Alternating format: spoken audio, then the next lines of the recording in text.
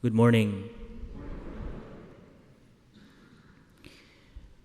When we were children, our parents taught us to be grateful. For example, if someone gives us food or any gift, our parents immediately say to us, "What would you say?" And then we say, "Thank you." So growing up, we develop that attitude of gratitude, not only for the big things we receive, but also for the small things. But what has gone wrong? I mean, what happened to us today?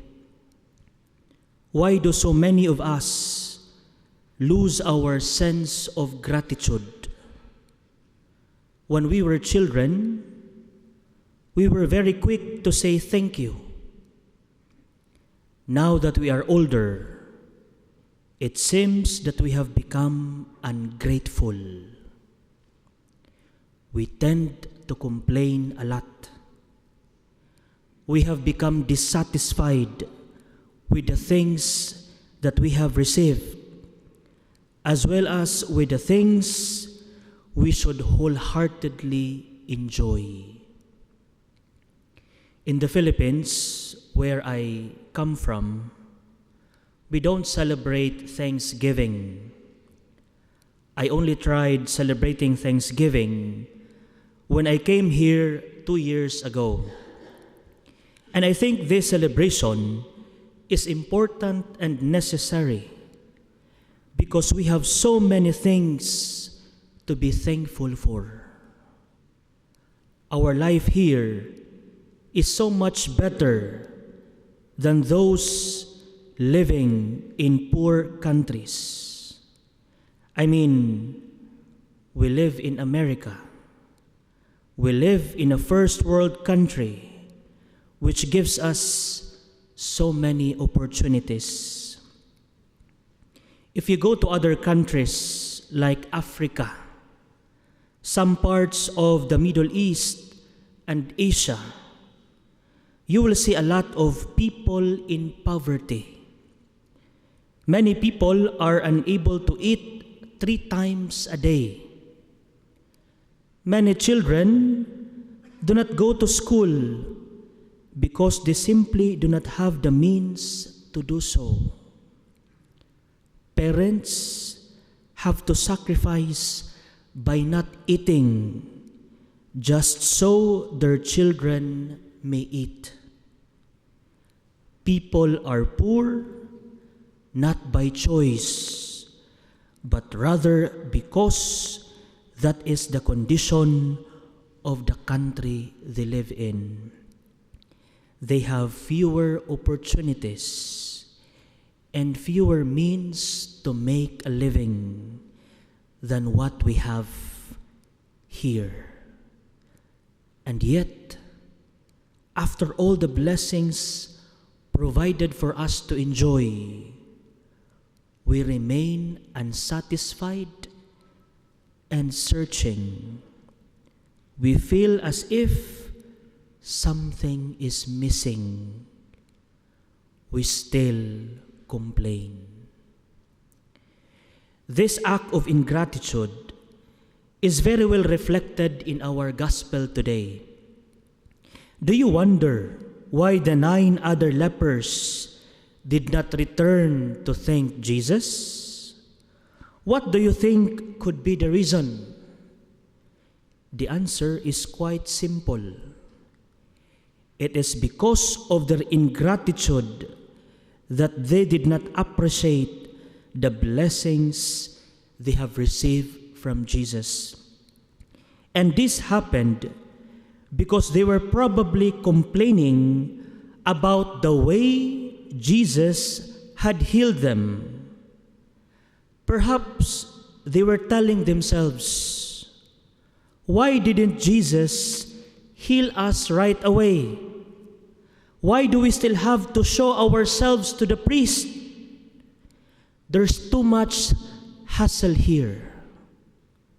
You see, They were the ones who were healed by Jesus, and yet they still managed to complain.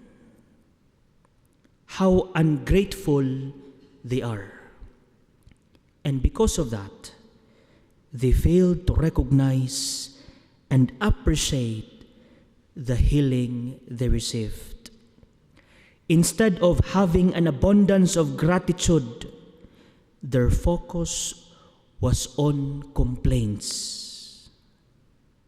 And what about us? What do we pay more attention to? Is it our gratitude or our complaints?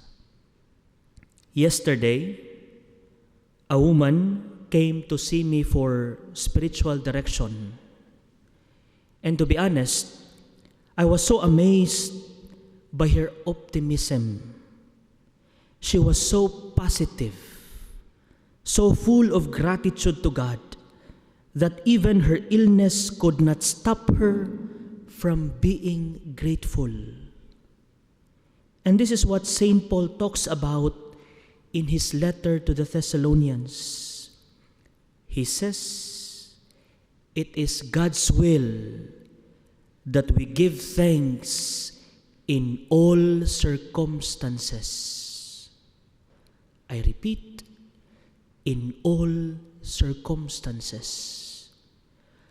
Whether we are healthy or sick, whether we are happy or sad, whether we are lonely or not, whether we are financially stable or not, we must give thanks to God, because this is precisely what we are called to do as Christians. Remember this: a true Christian knows gratitude. A true Christian gives thanks. So ask yourself, when was the last time you thanked the people around you? When was the last time you thanked your husband for working so hard to provide for your family? When was the last time you thanked your wife for taking good care of your children? When was the last time you thanked your parents for all their love, sacrifices, and hard work? When was the last time you thanked your helpers, caregivers, and people under your authority? When was the last time you thanked God for your life?